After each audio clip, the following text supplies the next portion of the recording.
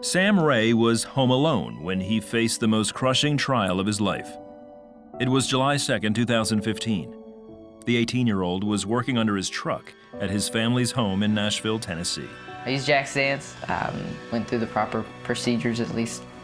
I got under there and found what I believed to be the issue, and I gave my dad a call and let him know what was going on, and he promptly told me to get out from underneath the truck. About that time, anyways, I slid the phone in my back pocket and I was getting out from underneath the truck. It was then one of the jacks gave way.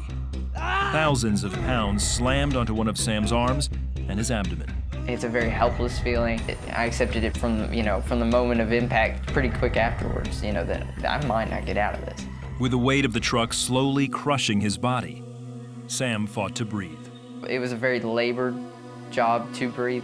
So what I'd do is I'd focus everything on getting a breath and then hold the air for as long as I could, cry for help and try to wriggle free as much as I could during that time. Sam's only lifeline was prayer. I was saved at a very young age, and I knew beyond a shadow of a doubt where I was going if this was the end.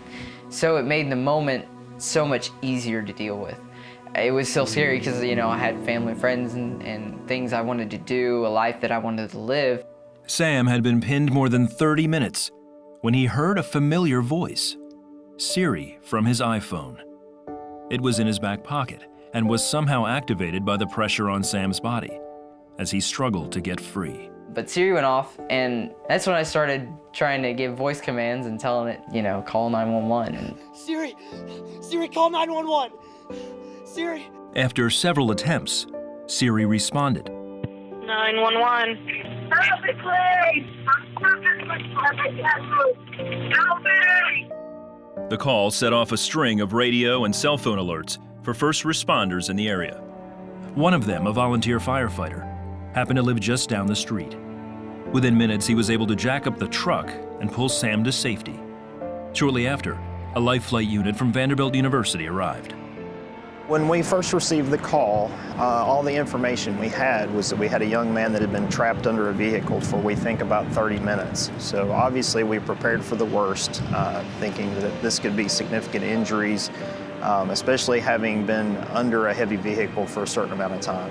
Many times the outcome is not good.